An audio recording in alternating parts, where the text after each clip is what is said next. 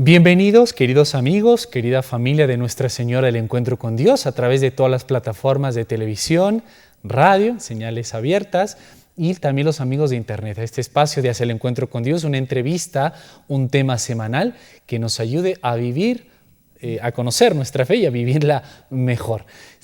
Normalmente nos acompaña alguna persona, un invitado, en el set de NSE Perú, aquí en la ciudad de Arequipa, y otras veces, como ha sido habitual estas semanas, dada la circunstancia también, pero aprovechándola sanamente también, nos interconectamos con alguna persona, algún invitado. Esta vez nuevamente invitamos a alguien de casa, por así decirlo, es la hermana Silvia Bermejo, casi digo el nombre de su hermana, que también es misionera por eso, y nuevamente saludamos a la hermana Silvia Bermejo, que ya nos hemos interconectado alguna vez para hablar sobre el inspirador de estos medios también, el padre Rodrigo Molina. Ella esta vez está desde la ciudad de Madrid, en España, precisamente por la misión, está unos días por allí, y le saludamos. Hermana Silvia Bermejo, bienvenida para hablar acerca de esta fuerza de lo alto que es el Espíritu Santo.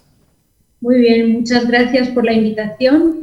Muchos saludos a todos los que participan y siguen esta transmisión a través de los distintos canales de NSE.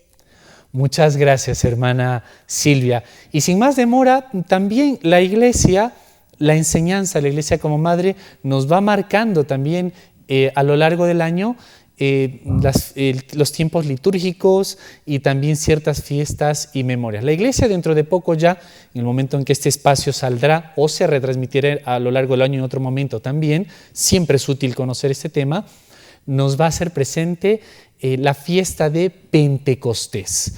Desde ya nos puede parecer escucharla alguna y otra vez. ¿Qué podríamos decir para entrar sobre el Espíritu Santo, al que hace referencia, por supuesto, Pentecostés, y el matiz de esta, no sé, como usted decía antes de la grabación, esta garantía, esta fuerza que nos dará el Espíritu para vivir lo que nuestro Señor nos enseñó? Pero previamente, a modo catequético, ¿qué podríamos decir acerca de Pentecostés, hermana Silvia, a todos los que nos ven, nos escuchan? Bueno, Pentecostés es una de las grandes fiestas de la Iglesia que celebramos después de Pascua, de la Resurrección, porque así aconteció. El Espíritu Santo vino después de la resurrección del Señor, después de su ascensión al cielo. Estaban los apóstoles reunidos alrededor de la Santísima Virgen, así lo dicen los Hechos de los Apóstoles, y baja sobre ellos el Espíritu Santo en forma de llamas. Jesús les había dicho: no se muevan, no hagan nada hasta que no venga sobre ustedes el Espíritu Santo, porque los apóstoles sabemos que estaban hasta ese momento, porque la misma Sagrada Escritura lo dice, llenos de miedo, de temores, no sabían qué hacer, estaban confundidos, no terminaban de creerse que Cristo había resucitado, entonces necesitaban la fuerza de lo alto, y esa fuerza de lo alto es Pentecostés. Es cuando se funda la Iglesia, cuando de alguna manera los apóstoles llegan a su mayoría de edad, que es lo que ahora, digamos, puede ser paralelo, por decirlo de alguna manera, el sacramento de la confirmación, cuando un cristiano confirma su fe, la reafirma de una manera consciente, porque normalmente el bautismo se recibe siendo infante, en muchos casos, cuando todavía se tiene meses. Entonces la confirmación es como ese paso a ser adulto en la fe y a ese reafirmarnos en decir sí creo. Pero ya no solo basta el conocimiento, como es el que te da Cristo, sino que viene el Espíritu Santo que te da la fuerza, te ayuda, mueve tu voluntad para que puedas cumplir en plenitud su mensaje. Pues eso es Pentecostés, cuando revitaliza a los apóstoles para que vivan de una manera personal lo que Jesús les ha enseñado, y no solo de una manera personal, sino que los convierte en misioneros.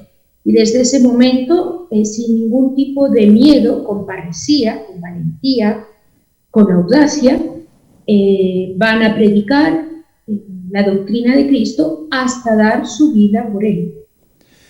Qué bonito, hermana, esta introducción, ¿no?, previa, así cortita, para este tema. También, como usted dice, Pentecostés nos hace referencia a este misterio de la Trinidad en la fe católica, ¿no?, que es eso, es un misterio. Normalmente dividimos al Espíritu Santo como la tercera persona viene, pero es Dios mismo el que actúa en el mundo. Se habla también de que estamos en la época, en el tiempo del Espíritu, ¿no? Ya pasó el tiempo del Hijo, y es lo que usted ha dicho, Dios ha dejado una iglesia. Me venía a la mente, brevemente, quizá también para contextualizar la importancia de la acción del Espíritu Santo en la naciente iglesia. Algunas personas han, sin ser nosotros expertos en ello, ¿no?, pero han mencionado que la iglesia nace siglo III o IV con Constantino.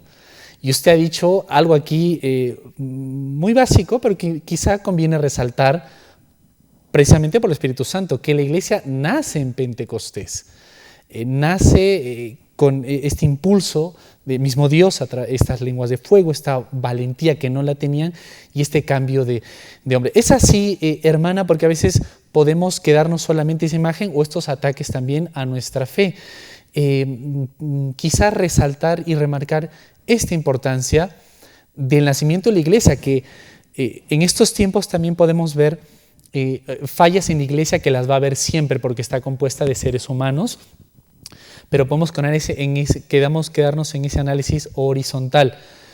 Y en su nacimiento también recordar ese origen espiritual, como unos hombres apocados, tímidos, y nace esta iglesia creciente en la predicación y la importancia del Espíritu Santo. En primer lugar, con Constantino no nace la iglesia,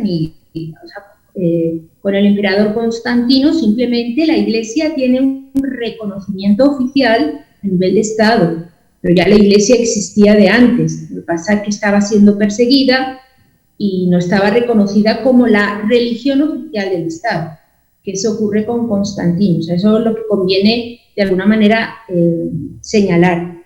Y la otra idea, una era lo del nacimiento y otra era esa fuerza del Espíritu Santo, ¿no?, que le da a los apóstoles la Santísima Trinidad. O sea, el Espíritu Santo es la tercera persona de la Santísima Trinidad. Hay quien le llama el gran desconocido. Es verdad. Porque normalmente, pues, la figura central, que es así, es Cristo, el que nos redimió como Redentor, está el Padre, pero el Espíritu Santo es el gran desconocido. Tal vez porque haya un concepto un tanto espiritual y la forma que en la Sagrada Escritura aparece como una paloma, ¿no? Símbolo de la paz, que luego se puede hablar de este fruto del Espíritu Santo, que es la paz. Pero el Espíritu Santo lo podemos definir de muchas maneras. A mí me gusta mucho la parte de sello, ¿no?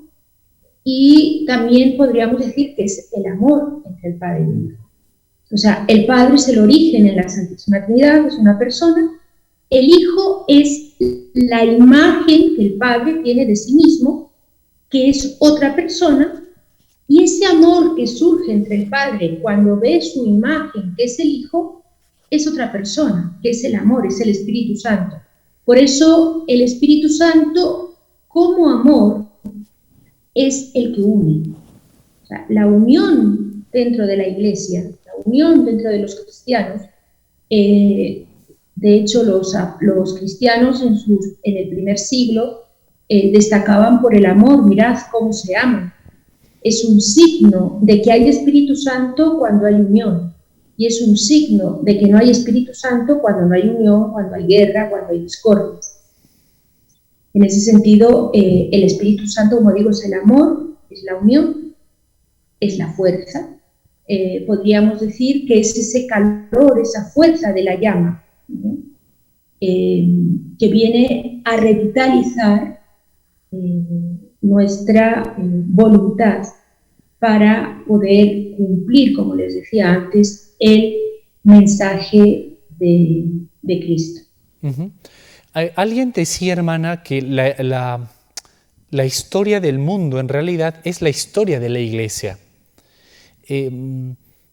También un pensador, me parece Ortega y Gasset, español, incluso las crisis políticas en realidad son, los temas políticos en realidad son temas de fe, de religión en el fondo. Y a usted al mencionar, al explicarnos esta relación de la Iglesia, su origen en el Espíritu Santo, su nacimiento, su madurez, no sé, se inicia la evangelización en nombre de nuestro Señor, ¿no? Y va a venir los mártires, la civilización, la cultura. Uno también se pone a pensar, pero ¿qué va pasando? Porque también tenemos un mundo como el de ahora, ¿no? En que lo más lejano que nos puede parecer ese gran desconocido, podríamos decir que es aún mucho más desconocido ahora, dado lo que estamos viviendo, corrientes de uno y otro que al final están dañando al hombre, y lo vemos incluso en la misma iglesia, ¿no? Que vemos como una sacudida. Bueno, en primer lugar, creo que es muy importante, además hoy es 13 de mayo, bueno, cuando estamos grabando este programa, el 13 de mayo, la Virgen de Fátima, lo que ella dijo: al final mi inmaculado corazón triunfará. Yo creo que es algo que los cristianos tenemos que tener muy presente. Hay otra frase de la Sagrada Escritura que dice: al final lo que va a triunfar es la fe. Y esto lo quiero de alguna manera unir con el Espíritu Santo, el gran desconocido, porque es una fuerza invisible, pero real. ¿Ya? Una fuerza que no vemos, pero que está. Entonces, lo que aparece es pues la guerra, el desorden, esta confusión de ideas, por decirlo de alguna manera. Eso es lo que aparece como un fracaso a nivel humano de todo lo que es la fe o la religión. Sin embargo, esa fuerza está ahí latente, como las fuerzas de energía que están debajo de la tierra y luego surgen en un terremoto. Yo vivo muchos años en Chile, una zona sísmica, en la que sabemos lo que son esas fuerzas energéticas que están debajo de la tierra, y cuando las placas se mueven es liberada esa energía y se produce el terremoto. La energía está ahí. Entonces el Espíritu Santo está ahí, está latiendo.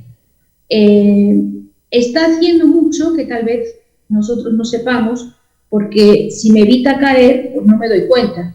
Me doy cuenta cuando me levantan. Entonces no sabemos cuántas cosas, cuán peor estaríamos sin esa fuerza del Espíritu Santo, que está, y que al final de los tiempos va a surgir en toda su plenitud. Y eso es la fe, y esa es la esperanza que tenemos. Esa es la oración, esos son los sacrificios de tantas personas que van quedando como en oculto a los ojos humanos, a toda esta visión humana, pero que es todo un bagaje, como digo, de energía, de fuerza oculta, que ya está actuando, pero de manera invisible, y que evidentemente vamos a terminar de ver al final de los tiempos. Esa es la gran esperanza de los cristianos. Además, otro de los símbolos, otra de las señales, mejor, de su actuación es la misma permanencia de la Iglesia a lo largo de los tiempos. Son 21 siglos en que la Iglesia, a pesar de tener una jerarquía, unos sacerdotes, unos cristianos, unos papas, como sabemos, pecadores, no siempre santos, aquí está, en pie. El Espíritu Santo no ha permitido que ningún papa dé una doctrina errónea a lo largo de los siglos. Él dijo: las puertas del infierno no prevalecerán sobre ellas. Es una promesa que se está cumpliendo. ¿Cuántas obras, empresas de tipo humano a lo largo de los tiempos han ido cayendo? Los grandes imperios del mundo, todos los imperios han tenido su momento cumbre y han caído, pero la Iglesia se mantiene a pesar de, como digo, y usted nombraba, pues las deficiencias, los pecados de los que componemos la Iglesia. Ahí está la Iglesia, hay una fuerza invisible que la mantiene, y hay una afirmación de Sor Lucía, que ya en paz descanse, una de las videntes de Fátima, en que ella decía que hubo una consagración, o sea, el Inmaculado Corazón de María pidió la consagración del mundo, de Rusia en concreto, a su Inmaculado Corazón, del Santo Padre en unión de todos los obispos. Hermana Silvia, perdóneme, esto que está tocando, que es tan importante, además el día que estamos preparando este espacio que usted bien menciona, quizá, no sé si puede ir precedida de una pregunta, ¿tiene algo que ver el Espíritu Santo? Hay símbolos, el catecismo habla también de los símbolos que usted ha dicho, lengua de fuego, agua, etc. ¿Tiene algo de relación con la Virgen Santísima? Y quizá nos podría venir aquí bien esta explicación tan actual que nos ha empezado a decir. Le dejo con esta pregunta, si le parece, para irnos a la primera pausa de este programa. ¿Le parece? Muy bien, muy bien. A los amigos de NSE, de este espacio es el Encuentro con Dios, si quieren saber la respuesta, no se muevan, que enseguida continuamos en este espacio.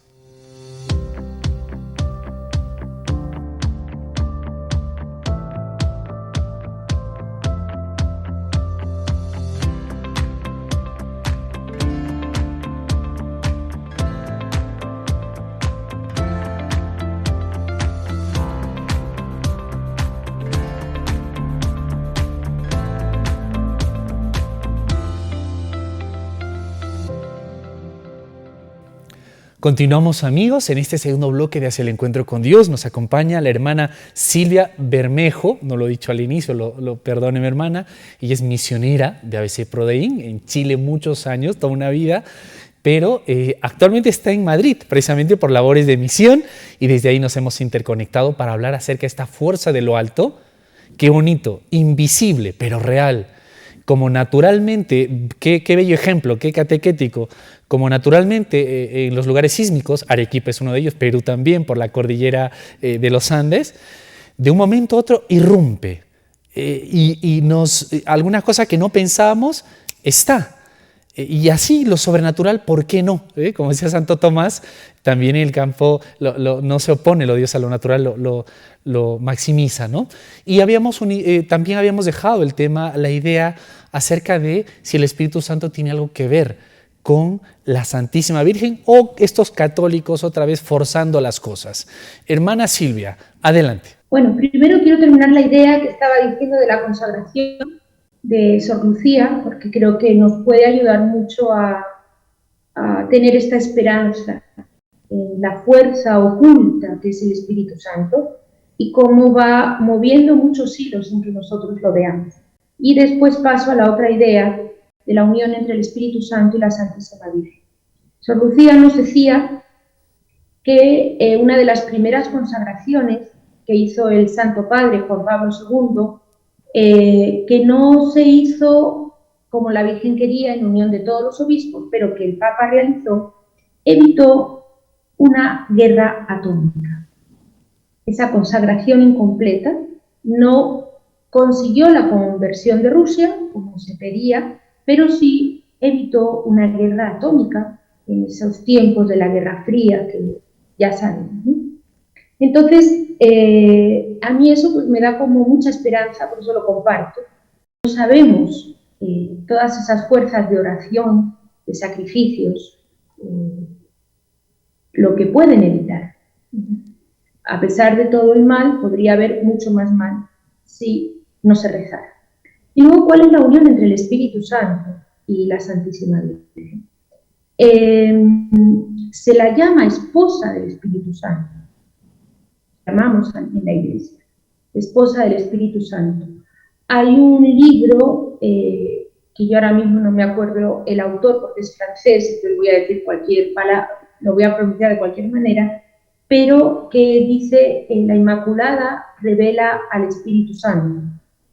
Entonces lo quiero transmitir de una manera sencilla, simple, toda una idea muy profunda de esa unión entre la Inmaculada y el Espíritu Santo. Y acerquémonos al texto de San Lucas, cuando la encarnación de Cristo, que el Espíritu Santo envuelve a la Santísima Virgen y es cuando concibe al Hijo. Entonces, hay una unión muy estrecha entre el Espíritu Santo y la Santísima Virgen que queda reflejada en la Sagrada Escritura, en ese quedar envuelta de Espíritu Santo, y en esa unión con el Espíritu Santo es como se produce la encarnación del Hijo de Dios en sus purísimas entrañas. Y el segundo punto donde aparece esa unión de la Santísima Virgen con el Espíritu Santo es en la misma fecha de Pentecostés. Los apóstoles estaban orando junto a María. Con lo parca que es la Sagrada Escritura en palabras, ese junto a María es fundamental. Es en esa unión con María como la Iglesia recibe el Espíritu Santo. Entonces nosotros que nos estamos ahora preparando para la gran fiesta de Pentecostés y que nos puede resultar un poco a veces abstracto a lo mejor la tercera persona de la Santísima Trinidad, en la consagración a la Santísima Virgen, como nos pide ella misma en su mensaje de Fátima, en esa consagración, en esa unión con la Virgen, es como nosotros vamos a recibir el Espíritu Santo, porque así lo ha querido Dios. Podría entregarse sin una intermediaria, sin una mediadora, que es María, podría hacerlo, pero Dios ha querido hacerlo a través de ella, como un gran rico, millonario, que tenga mucho dinero, que puede entregar los beneficios, ese dinero, él directamente, o puede encargar vicarios, o un vicario que sea el que entregue sus bienes. Dios ha querido entregarnos esos bienes a través de la Santísima Virgen, por eso uno acude a ella. En nuestra debilidad es como una manera más práctica, más entrañable, acudir a la Madre para solicitarle ese Espíritu Santo, que ella nos ayude a pedirlo, que ella nos prepare para recibirlo, que tan fundamental es en nuestra vida, porque somos carne y tenemos que levantarnos a lo sobrenatural.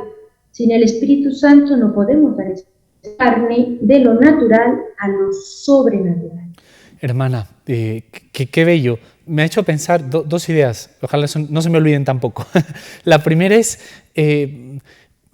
por eso quizá en la historia del mundo, de la Iglesia, vemos varias, más de las que creemos a veces, apariciones aprobadas de la Iglesia, aprobadas por la Iglesia de la Santísima Virgen. Por ejemplo, estos días que el Santo Padre ha querido que se rece el rosario en este mes de mayo, donde preparamos este espacio, por si es que luego se repite, 30 santuarios a nivel mundial, y a veces uno escucha santuarios de varios países que uno dice, no sabía que había un santuario mariano en tal país o tal ciudad. Y luego repasando brevemente también varias apariciones a lo largo de la historia, uno ve la presencia de la Virgen en distintos momentos. Vamos, por ejemplo, Europa, estábamos comentando la fiesta, la Virgen del Rosario, Lepanto, un momento histórico decisivo para lo que ahora pues todavía, digamos, queda de cristiandad, al menos culturalmente, y esos momentos históricos podríamos también decir que la Virgen, haciéndose presente maternalmente, es el mismo Espíritu Santo que, pues así, porque lo ha querido Dios mismo, sale al encuentro del hombre en los duros tiempos que nosotros mismos a veces buscamos por nuestras faltas. Así es, podríamos decir que de alguna manera la Santísima Virgen es el mismo Espíritu Santo encarnado, porque está llena, cuando la Sagrada Escritura dice está llena de gracia, esa plenitud divina es el Espíritu Santo obrando en una criatura humana, esa es la Santísima Virgen, porque es toda pura, sin nada de pecado. Entonces, y Dios ha querido, porque uno se nos achaca mucho a los católicos, ¿por qué tanto la Santísima Virgen? ¿Por qué tanto la Santísima Virgen? Repito, porque Dios lo ha querido así. Podría haberlo hecho que acudiéramos directamente a Él, podría haberlo hecho, pero ha querido que sea a través de la Santísima Virgen. Y de hecho, cuántas gracias de conversión, cuántas gracias de curaciones, cuántas gracias para la Iglesia, de hecho, no han venido a través de la Santísima Virgen. Y esos son los santuarios marianos, lugares especiales que me puede dar la gracia a Dios en cualquier iglesia. Por supuesto, me puede dar su gracia en cualquier iglesia, pero es que quiere actuar en ciertos lugares especialmente porque somos cuerpo y alma. Entonces, el Espíritu Santo es el alma. La Santísima Virgen es ese cuerpo, esa estructura, ese físico concreto donde Él se encarnó y donde Él quiere actuar y derramar sus gracias para elevarnos. Eso es muy importante, a un mundo sobrenatural, que es todo un tema. Esa elevación a ese mundo sobrenatural es un tema que a mí personalmente me apasiona mucho hablar de él, de todos los medios que usa Dios para que dejemos de ser carne, debilidad. Aspiremos a las cosas de aquí como... Cuando hablo de carne lo hablo más bien en sentido peyorativo, porque la carne no es mala, está creada por Dios, pero si ese goce, esos placeres, ese sexo, por ejemplo, del cual se quiere gozar al margen y en contra de la ley. Y esa tendencia la tenemos muy metida, muy metida. Somos muy débiles, eso lo experimentamos todos en nuestras continuas caídas, como a pesar de que yo quiero la santidad, que yo quiero ser bueno, que yo quiero ser mejor, sin embargo, pues cuántas caídas, porque a lo mejor no imploramos suficientemente al Espíritu Santo que nos dé fuerza, porque a lo mejor no rezamos suficiente a la Santísima Virgen para que ella nos traiga el Espíritu. Qué buena reflexión, porque por ahí también iba cómo podríamos nosotros pedir, implorar que venga el Espíritu Santo. No sé si esto quizá también un poquito más adelante usted nos quiera dar eso. Bueno, yo prácticamente en casa, con mi familia, ¿cómo puedo prepararme para recibir bien Espíritu Santo? Lo quiero, me cuesta, puede ser muy abstracto, como usted dijo en el momento también, pero ¿cómo podríamos hacer? Y yo quiero dejar quizá esto para avanzar, porque antes, al inicio que usted comentaba ahora algo, y también antes de empezar la grabación de este espacio, el Espíritu Santo nos hace posible las cosas que pues, de nosotros no podríamos, aunque las quisiéramos. Estoy pensando ahora mismo en las bienaventuranzas, por ejemplo, que ya desde Nietzsche mismo las condenará como totalmente antihumanas, por ejemplo, y en cambio Cristo nuestro Señor las va a remarcar. El centro del Evangelio de San Mateo, en el Sermón de la Montaña, las bienaventuranzas. Y por ejemplo un tema tan delicado como es la misma unidad, ¿no? De nosotros hasta como es el pecado, y el catecismo lo señala, es una ruptura conmigo mismo, ruptura con Dios, ruptura con mis hermanos, y en ese sano sentido ruptura con la creación misma, ¿no? Entonces, y ya, yo soy de Madrid, yo soy de Barcelona, y empezamos con la división entre ciudades, entre pueblos, entre países, y lo que usted decía, que la Iglesia misma se mantenga tantos años con tantas debilidades, ataques de fuera sí, pero sobre todo la debilidad propia de los que intentamos participar dentro de la Iglesia, de gente que toma decisiones en la jerarquía, como sobre todo nosotros, no nos engañemos, nosotros mismos, que con cuanto nuestra debilidad, fragilidad, hacemos que también esto se haga en la Iglesia. ¿Es posible esta unidad con el Espíritu Santo? Todavía, repito, pareciera que es algo imposible. El hombre cada vez se va como eso, individualizando cada vez más. O sea, la unidad la da el Espíritu Santo. Entonces, el hombre, una de las marcas que nos ha dejado el pecado original es el egoísmo, egocéntrico. Nos ha hecho muy egocéntricos, muy centrados en nosotros mismos, y el Espíritu Santo es el que nos ayuda a poner el centro en el otro, o mejor dicho, en Dios.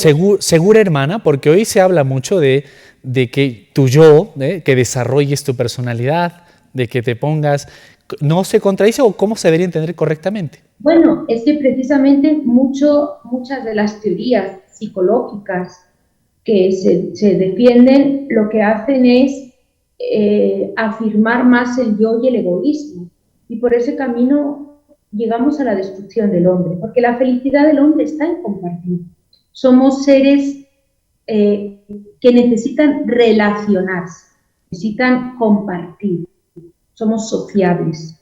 Y esa sociabilidad pasa por estar pendiente de qué necesita mi hermano. Y lo decimos con mi experiencia personal y con la experiencia que tengo en trato en todos estos años de vida de misionera, que ya van para 40. Entonces tengo una experiencia de trato con personas, de cómo encuentran la felicidad en ayudar al otro. Una felicidad que nunca habían experimentado, cuando a lo mejor pues simplemente un día lo dedican a servir comida, preparar una comida y servir esa comida a los pobres, o dar víveres a los pobres, y sienten una felicidad que nunca habían sentido antes. Esto hay que experimentarlo para saberlo. Y cuánta infelicidad hay en aquellos que creen que están siendo felices, pero que giran alrededor de uno mismo, y por eso hay tantos suicidios. Y la nueva psicología nos encierra en los placeres, nos encierra en yo, en esa autoafirmación del yo, con placeres, que lo que hacen es destruir. Y precisamente, yo sé que la expresión que voy a usar es muy fuerte, pero eso es demoníaco, porque el demonio busca la destrucción del hombre. Por lo tanto, nos encierra en nuestro propio egoísmo.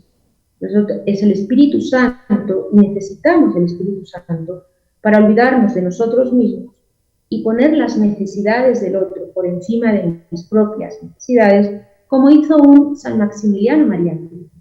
¿Cómo es posible que un San Maximiliano María Kolbe, estando en un campo de concentración, donde se dice que todo el egoísmo, o sea, cada uno ahí es vivir yo y a ver cómo sobrevivo yo, y si hay 4 trozos de pan y somos 10, a ver quién es el primero que consigue cogerlo? Y sin embargo, San Maximiliano María Kolbe, cuando tienen que diezmar a los prisioneros, porque se han escapado unos prisioneros, y un padre de familia que es elegido para ir al búnker a morir de hambre y de sed, grita: ¡ay, mi familia! Y San Maximiliano Kolbe dice: yo muero en su lugar, se ofrece. Uno dice: ¿y de dónde sale eso? A mí no me diga, ¿eso de dónde sale? Eso no sale de uno. ¿Cómo va a dar su vida por un desconocido? Y no de cualquier manera, que va a morir de hambre y de sed. Y sin embargo da su vida por ese desconocido. O sea, ¿eso de dónde sale? Si no sale del Espíritu Santo, no se puede entender. Y San Maximiliano Kolbe era un gran devoto de la Santísima Virgen. ¿Son los santos, estas personas de fe, canonizadas o no, son las personas de fe con parresía, menciona usted, la respuesta de Dios, del Espíritu Santo, al clamor del tiempo en que se vive, de las circunstancias, angustias que se vive en cada tiempo? Le dejo con esa pregunta porque ya nos ha marcado la segunda y última pausa. ¿Le parece, hermana? Muy bien. A los amigos de Nuestra Señora del Encuentro con Dios, no se muevan, que enseguida continuamos en ese espacio de Hacia el Encuentro con Dios, hablando de la fuerza de lo alto, el Espíritu Santo en Pentecostés.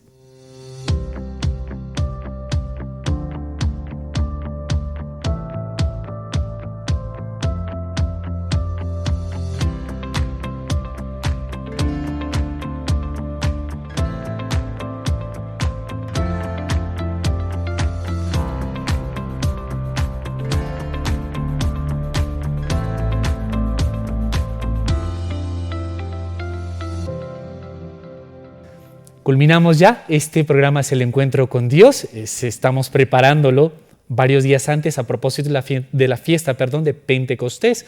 Por eso lo hemos titulado La Fuerza de lo Alto. Nos acompaña nuevamente la hermana Silvia Bermejo, interconectada con nosotros desde Madrid. Las labores de misionera la han llevado unos días por allí y gracias a Dios nos está atendiendo. Hermana, nuevamente muchas gracias por este compartir, esta experiencia, esta enseñanza para vivir mejor, prepararnos mejor al Espíritu Santo. Le habíamos dejado como una pregunta, Con este ejemplo tan bello, de los muchos que se podrían citar, gracias a Dios, de San Maximiliano Kolbe, un lugar oscuro, digamos, en el sentido existencial de la palabra, ¿no? Donde está la desesperación, el pisoteo al demás, la violencia, etcétera, la desesperación. Y en ese lugar, algo así creo decía San Juan Pablo II en su homilía de canonización de San Maximiliano María Kolbe, se hace esta pequeña luz de caridad. De suyo es mártir de la caridad, ¿no? San Maximiliano Kolbe. Son los santos, decíamos, las personas de fe, canonizadas o no, con esa fuerza, la respuesta del Espíritu Santo, de Dios mismo, a las circunstancias de cada tiempo que a veces parecieran más oscuras que las anteriores, ¿no? En que vivimos. Totalmente, o sea, y podríamos ir viendo a lo largo de la historia cómo, según los problemas que se plantean a nivel social, van surgiendo esas figuras que son los santos, que son los canonizados. No sabemos la cantidad de santos anónimos que existen. Recordemos en nuestros tiempos una Madre Teresa de Calcuta, Santa Teresa de Calcuta, ha sido una luz, o un San Juan Pablo II, su pontificado, es una respuesta del Espíritu Santo, y así pues un San Francisco de Asís, un San Ignacio de Loyola, una Santa Teresa de Jesús, una Santa Teresita del Niño Jesús, un San Martín de Porres.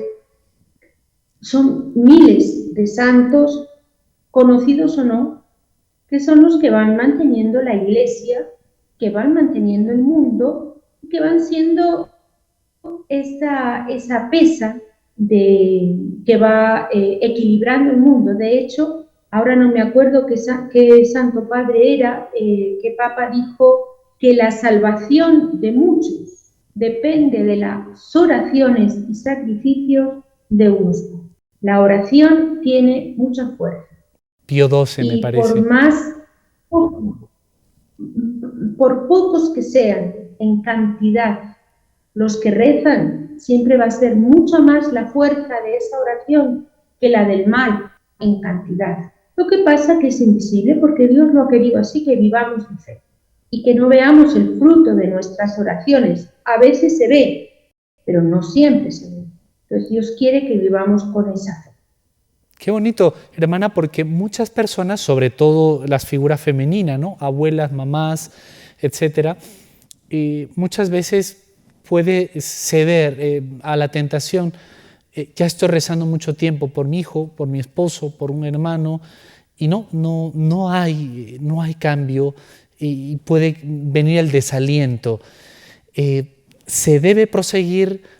No, sí. Y como usted decía, aunque a veces no veamos los frutos. Totalmente. No sé si conocen la vida de Santa Teresa de los Andes, la santa chilena, que carmelita, que murió creo que con 19 años, o sea, muy jovencita, era novicia, profesó en Artículo Mortis, en el momento de la muerte, y ella tenía un hermano, Lucho, mayor que ella, con el cual tenía mucha unión, pero él era ateo, él no creía. Y cuando ella murió, rezó mucho por él, ella murió siendo ateo su hermano. Su hermano se convirtió, el hermano de una santa canonizada, se convirtió un año antes de morir. Él, a los 80 y tantos años, creo que murió con 81, 85. Un año antes de morir, con más de 80 años, él se convierte y descubre la fe de sus padres, de sus mayores, y vuelve a ser como un niño, porque él era como muy filósofo, muy intelectual, y eso mismo le impedía dar el paso en la fe, y un año antes de morir, con 80 y tantos años, recupera la fe de un niño. Él lo atribuye, él tuvo a su hermana Santa Teresa de los Andes, y además a su hermana Rebeca, que también fue carmelita después de su hermana, a la muerte de su hermana. Él lo atribuye a las oraciones de sus hermanas, y sus hermanas ya habían muerto hacía muchísimos años. Entonces, nunca se sabe. Lo importante, por eso el Señor, diréis, buscad y hallaréis, llamad y se os abrirá, y todo lo que pidáis en mi nombre se les va a conceder. Pero el cuándo le corresponde a Dios, y ese es un acto de fe y de humildad que el hombre tiene que hacer. que va a ser en el momento que Dios quiera. Y como para Dios no hay tiempo, yo quiero las cosas ya y ahora, pero para Dios no hay tiempo. Entonces me las puede conceder incluso después de mi muerte y yo no las voy a ver aquí, las veré si Dios quiere en el cielo. Hermana, el Espíritu Santo, esto es bellísimo y alentador lo que nos ha dicho para no desanimarnos, y continuar en la oración. Hermana, ¿el Espíritu Santo actúa solamente en la iglesia? Bueno, una pregunta un poco profunda. O sea, el Espíritu Santo actúa a través de la gracia. No sabemos cuál será su actuación en esas almas que no están en gracia. Hay, digamos, un dogma de fe que Dios da la gracia a todos suficiente para salvarse. Entonces el Espíritu Santo toca la puerta de todos. Todo va a depender de cuál es la respuesta a ese tocar la puerta. Evidentemente actúa especialmente en la Iglesia porque es la estructura que la ha elegido. Pero como digo, la consagración del mundo, de todo el mundo, de Rusia especialmente, evitó, aunque fuera incompleta, no fuera como la Virgen lo pidió, evitó una guerra atómica. Entonces, no sabemos de qué manera actúa, sabemos de qué manera actúa de alguna manera en el alma en gracia, en el alma de los cristianos, en la Iglesia, pero no sabemos de qué manera actúa fuera del contexto de Iglesia y en qué circunstancias. Lo importante desde el punto de vista de Dios, del Espíritu Santo, es salvar almas. Eso es lo más importante, o sea, no conseguir plata. Si yo voy pidiendo al Espíritu Santo dinero, bienes materiales, pues es muy probable que si eso no me ayuda a la salvación de mi alma, no me lo dé, porque me va a dar aquello que yo necesito para la salvación de mi alma.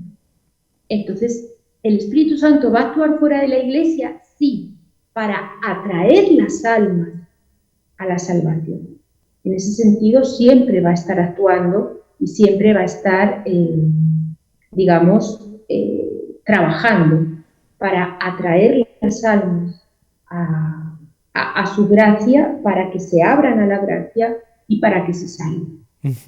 Qué bonito. Hay como una frase, porque esto es la pregunta que le había dejado en el segundo bloque, me parece, ¿cómo puedo yo, cómo podemos en familia propiciar, hacer, ¿no?, para que el Espíritu Santo venga, ¿no?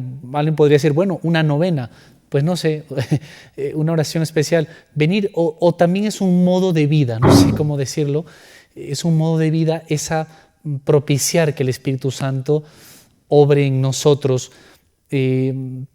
Pensaba en esta frase, así como pequeñas caídas, pequeñas fragilidades llaman a otras mayores caídas, ¿no? En la infidelidad a veces pasa eso, lamentablemente, ¿no? Son pequeñas circunstancias que han ido desembocando en una mayor. Digamos, en sentido inverso, pasa lo mismo hacia el Espíritu Santo, ¿no? ¿Cómo podemos hacer que tengamos una vida en el Espíritu Santo? Bueno, mire, una vida exenta de caídas no existe. El santo cae 70 veces 7. El peligro no está en la caída. El peligro está en el no arrepentimiento, en el no darle importancia a esas caídas, en el me da lo mismo, ¿qué más da? No pongo los medios. Entonces, yo diría que si uno se quiere preparar a la venida del Espíritu Santo, es por lo menos pidiendo perdón. Si estoy metido en un vicio, en una situación de pecado, o soy una persona débil, por lo menos pedir perdón, reconocer ese pecado y pedirles ayuda al Espíritu Santo que me ayude, que yo no puedo salir de eso. Eso sería lo primero. Lo segundo, pues, en esta línea es seguir las luces que da, porque el Espíritu Santo habla a través de la luz, del ser bueno. Cuando a mí me viene la idea de hacer algo bueno, eso viene de Dios, viene de lo alto, porque de mí no sale lo bueno. A mí no se me va a ocurrir hacer un ayuno, por ejemplo.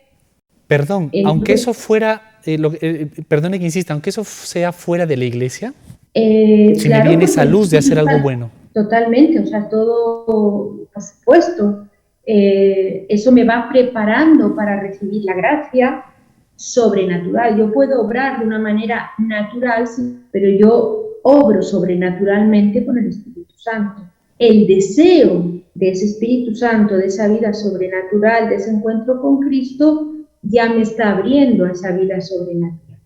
Entonces, a través de las buenas ideas es como yo puedo, es como el Espíritu Santo me habla, me va a dar buenas ideas y yo de alguna manera tengo que secundar. Si no las secundo por debilidad, es lo mismo, pedir perdón. Y en tercer lugar, la oración. Eso es fundamental, especialmente el rezo del Santo Rosario. Hay que leer una novena, está el Beni Creator, hay cantidad de oraciones. Y hoy en internet uno pone pues, novena al Espíritu Santo o el himno Beni Creator. Entonces ya cada uno lo que más le ayude. Por supuesto, el Santo Rosario es de las oraciones, aparte de la Santa Misa, después de la Santa Misa, de las más importantes dentro de la Iglesia para implorar ese Espíritu Santo, ese unirme a la Santísima Virgen para que venga el Espíritu Santo. Qué bello. Tenemos que acabar, hermana, y me he quedado con 2, 3 preguntas por allí, pero quizá así breve en estos minutitos de despedida también. El Espíritu Santo, ese gran desconocido, citando a algún autor, algún libro, como usted ha dicho también, y San José. El Santo Padre ha querido este año recalcar la figura de San José. Hay documentos magisteriales al respecto. La Sagrada Escritura es, como usted ha dicho, parca, pero lo menciona. ¿Podríamos decir algo al respecto? Bueno, el Espíritu Santo, pero pone un adjetivo a San José. El justo era justo. Y esa palabra de alguna manera equivale a santo. Es lo que hoy nosotros, cuando la Sagrada Escritura habla de justicia, habla de justo, habla de santidad, del que cumple la voluntad de Dios. Y esa persona es la que está llena del Espíritu Santo. Entonces, ese ser justo nos puede hacer ver cómo San José estaba lleno del Espíritu Santo. Y lo poco que aparece en la Sagrada Escritura aparece como un hombre acertado en las decisiones que toma. Estaba en duda respecto a si iba, una vez que sabe que la Santísima Virgen ha concebido, está esperando un hijo, si la recibe, si no la recibe, cómo la despide, etc.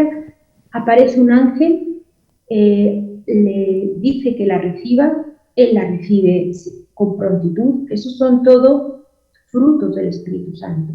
O ese aceptar con paz el tener que llevar a su esposa amada y al futuro niño a que nazca en un pesebre, lo acepta como voluntad de Dios, pues son frutos del Espíritu Santo. O esa prontitud para huir a Egipto, esa decisión de no volver a Belén, sino a Nazaret, porque está todavía reinando el hijo de Herodes. Entonces, lo poco que nos habla la Sagrada Escritura de San José, se ve un hombre ecuánime, un hombre acertado en sus decisiones, un hombre que sigue la voluntad de Dios en su papel de esposo y padre del Redentor, del Salvador, del Mesías. Entonces, ¿cómo actúa el Espíritu Santo? Lo vemos en San José. Así actúa el Espíritu Santo, en hombres como San José, justos, santos. Qué bien, qué bonito. Y me ha hecho pensar también con esa descripción, Bueno, un hombre como del silencio también, pero de la acción, ¿no? Pocas palabras y también la actividad, el cuidado de la familia, ¿no? Lo contrario a nosotros. así es. Hermana Silvia, casi la nombro como su hermana también misionera. Hermana Silvia, muchas gracias también por recordarnos que quizá un primer don del Espíritu Santo en nosotros, incluso dejando nuestra fe allí cuando nos hicimos la primera comunión, es inicia con un remordimiento, no basta, por supuesto, pero quizá una primera gracia, una llamada, ¿verdad?, que el Espíritu nos da a volver a sí mismo, a Dios, y nos va a dar la fuerza, como os he dicho, o sea, no hay nadie que no va a caer en este mundo, en la lucha, pero para vivir esos mandamientos no son fáciles, pero sí son un camino a la felicidad, ¿verdad? Así es, así es. Y ese Espíritu Santo obra a través de sus dones, de sus 7 dones, y produce esos frutos que conocemos. Entonces, generalmente una conversión es una conversión, un volver, y para pues, esa vida de pecado o de egoísmo o de nimiedades o de estar pendiente de uno mismo, cada uno sabe de dónde parte esa conversión. Y es fruto, por supuesto, del Espíritu Santo para con Dios y para con los demás. Eso es un fruto del Espíritu Santo. Muchísimas gracias y esperamos volverla a encontrar para hablar de otro tema, y ya probablemente en su lugar de misión, con más temas para todos los amigos de NC. Hermana, muchas gracias. Encantada, muy bien. Un A los saludo para amigos todos. también de Nuestra Señora del Encuentro con Dios, gracias por su amable sintonía. Quédense con nuestra programación que quiere precisamente llevarles ser un medio para encontrarse con Dios. La Virgen les cuide. Hasta pronto.